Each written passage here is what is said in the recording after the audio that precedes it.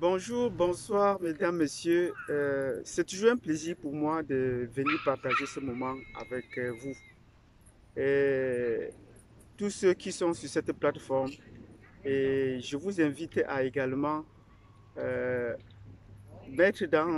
à faire adhérer la majorité des membres. Il faut que nous soyons de plus en plus nombreux, parce que c'est en étant nombreux qu'on pourra porter nos projets. Pour cela, je voudrais que vous demeuriez ici, déjà par devoir de solidarité, mais plus encore que vous fassiez adhérer les autres par conviction. Il faut que nous ayons la conviction, cette conviction va se gagner et se construire tous les jours. Et au fur et à mesure que le temps va avancer, il faudrait que nous soyons de plus en plus nombreux et que nous sommes de plus en plus convaincus des projets que nous avons ensemble. Et le projet, pour le moment, est encore à ses débuts et nous avons besoin des idées, de les partager et de pouvoir les mettre en œuvre. Il faut que tous ces projets prennent effectivement corps. Il ne faudrait pas qu'on fasse des débats purement académiques. Non, il faudrait que cela soit porteur, que cela soit concret, que cela soit vivant. Euh, nous n'allons cesser de le rappeler. Nous sommes cette plateforme qui est la plateforme des universitaires francophones. Et cette plateforme entend regrouper la fine fleur de l'intelligence francophone, d'abord ici au Canada. Nous souhaiterons pour le moment que la majorité des membres soient d'abord canadiens.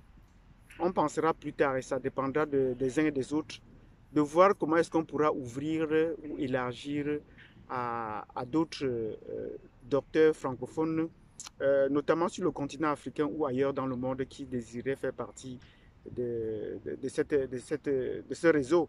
Parce que je sais, venant même d'Afrique, ce serait vraiment un plaisir pour beaucoup de docteurs francophones en Afrique de faire partie d'une organisation académique comme celle-ci, ou une organisation professionnelle comme celle-ci, basée au Canada. Ce serait aussi un privilège parce que ça élargirait leur carnet d'adresses. Cela leur donnerait une référence professionnelle et académique plus concret, un peu plus structuré. Cela donnerait du poids à leur CV, comme on pourrait dire, à leur résumé. Donc, je souhaite que nous qui sommes présents sur cette plateforme, que nous y demeurions par conviction, comme je le disais tantôt, et qu'on essaie de faire adhérer le maximum de membres. Pour cela, il serait simple. Je salue ici l'idée du docteur Moifou Fidèle, qui n'a pas hésité à mettre la plupart de ses contacts sur la plateforme. Donc j'inviterai les autres également à ouvrir leur répertoire et à faire adhérer les autres. Et ceux qui ne seront pas d'accord pourront partir parce que s'il faudrait demander aux gens est-ce que vous allez adhérer ou pas, entre docteurs, ça pourrait peut-être traîner. Que ceux qui adhèrent pourront poser des questions s'ils ne savent pas le bien fondé. On pourra leur répondre au fur et à mesure. On ne se lassera pas de revenir sur les questions. Pourquoi cette plateforme? Quelle est votre vision? Quelle est votre vision? Ainsi de suite. C'est une vision que nous allons essayer d'élaborer régulièrement et tout le temps. Donc, c'est un peu cela. Mais nous avons dit, nous sommes ici déjà par devoir de solidarité parce que c'est important que les intellectuels, les universitaires francophones se mettent ensemble, qu'ils se réunissent et qu'ils portent des projets qui portent et défendent des projets sur l'espace francophone. Parce que, à ma vision, à notre vision, à notre regard, le monde francophone est un peu abandonné, un peu oublié.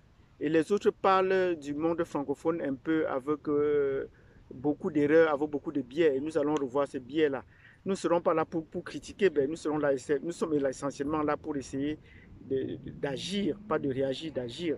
C'est-à-dire faire connaître le monde francophone tel que nous-mêmes le vivons, que nous le connaissons, la réalité du monde francophone, et entre nous déjà, et de nous envers les autres. Il faudrait que les autres sachent que le monde francophone n'est pas nécessairement ce qu'ils pensent. Je prends un exemple. Euh, L'espace francophone est majoritairement africain. Du point de vue de l'espace, je suis géographe, je m'excuse de commencer par ce point, mais c'est un espace qui est largement africain. Parce que comme je l'ai dit tantôt dans les précédentes vidéos, sur 29 pays, en principe, qui parlent le français, 21 sont en Afrique. Et donc, l'espace francophone africain est un espace qu'on connaît très peu. Et nous, les intellectuels africains, notre devoir ici, c'est de faire connaître l'espace francophone africain central qui est en Afrique, ainsi que les périphéries. Je veux dire que ceux qui parlent le français dans la périphérie. Euh, L'espace francophone africain euh, a cette chance d'avoir étudié le français. Et du point de vue canadien, on va nous dire que nous étudions le français comme une deuxième langue, c'est la raison pour laquelle ce n'est pas notre langue maternelle. Mais nous voulons aussi peut-être faire valoir le fait que les Français étudiés en Afrique dans les écoles depuis la maternelle est un français académique. Il n'est pas un français issu des cuisines, ou il n'est pas un français issu des quartiers. Nous parlons un français académique et un français qui découle de l'Académie de la langue française. Donc nous pouvons aussi faire valoir ce point de vue. Et il faudrait donc qu'on essaie de le prouver, de le dire, qu'il soit porteur. Il faut qu'on essaie de le porter entre nous, d'être fiers de parler cette langue et de le savoir. J'ai fait un bref séjour au Kenya et j'ai rencontré beaucoup de francophones dans l'avion, dans le vol qui nous amenait de Nairobi pour New York. Et il y avait, en échangeant, c'était un plaisir de les rencontrer. Beaucoup de jeunes Congolais se disaient que le pays francophone, c'est la France. Et je leur disais non, ce n'est pas ça. Et regardez vous-même sur Internet et vous allez voir le nombre de personnes qui parlent français. Et c'est eux qui m'ont dit qu'à Kinshasa, il y a 80 millions d'habitants. Je leur dis, bon, les 80 millions d'habitants ne valent même pas la population totale de la France, qui à peine a 70 millions d'habitants. Bon, dans les derniers chiffres, on parle de 65 ou 70 millions d'habitants. Vous voyez que la capitale Kinshasa elle-même, c'est la totalité de la population française. Donc, en termes de locuteurs seulement, l'Afrique est le bastion de la francophonie. Donc, nous devons être fiers de cela et nous devons le dire aux autres. Les autres ne doivent pas seulement peut-être avoir une idée qu'on parle aussi le français en Afrique. Et c'est la raison pour laquelle jusqu'à présent, ici, on trouve toujours que un Africain parler le français, c'est toujours où est-ce qu'il a appris le français, quand est-ce qu'il a appris le français. On est toujours surpris de savoir cela. Même lorsqu'on postule, on dit qu'on cherche un French native pour enseigner le français. Quand un Africain se présente, on n'est pas toujours très convaincu qu'il parle le français avec l'accent français, avec les fondements de la langue française tels qu'il l'aurait souhaité. Donc sur ce, je voudrais dire que c'est intéressant, c'est important pour les universités francophones de porter ce débat à un haut niveau, d'apporter ces éléments à un haut niveau.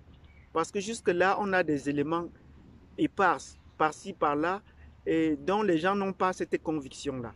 Or, en se mettant ensemble et en faisant des productions scientifiques à ce sujet, parce que nous avons la qualification nécessaire, nous avons les qualifications nécessaires, les expertises dont il faut pour pouvoir parler à haute voix.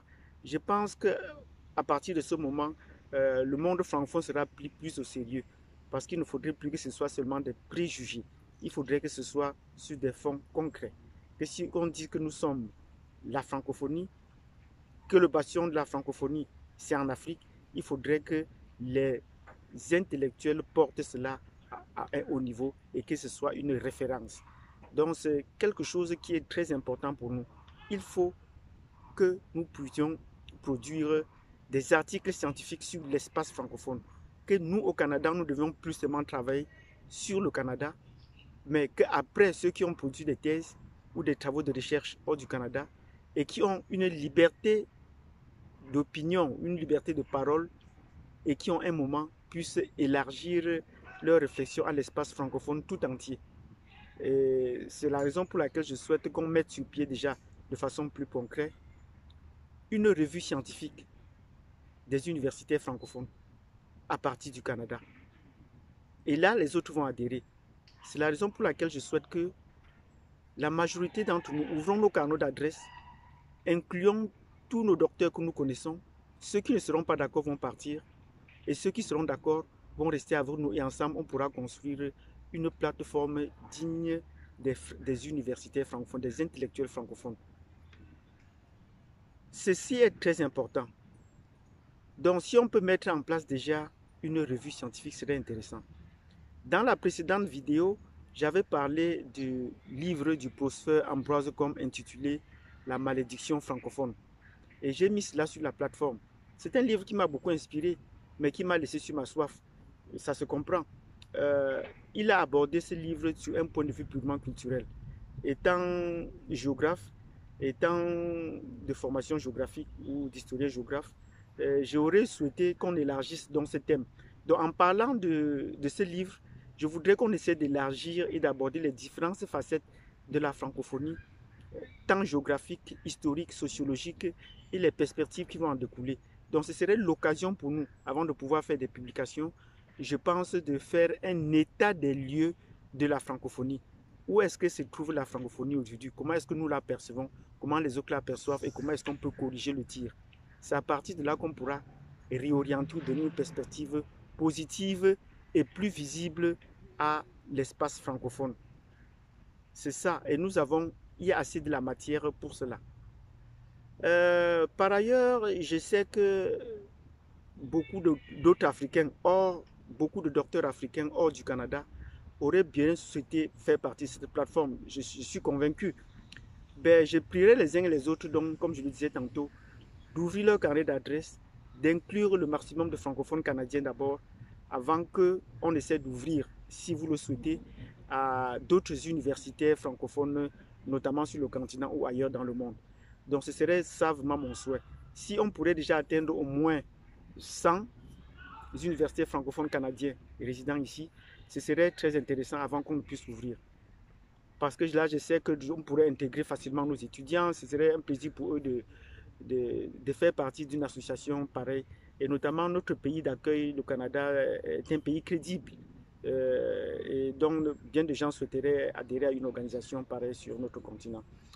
Donc, c'est ce que je voulais dire aujourd'hui.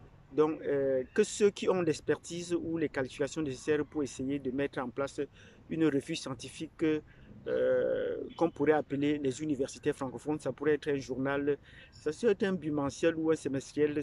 Comment on pourrait, ben, il faudrait déjà qu'on mette cela en place pour pouvoir essayer de produire des articles scientifiques, pour essayer de produire des données scientifiques relatifs au monde francophone.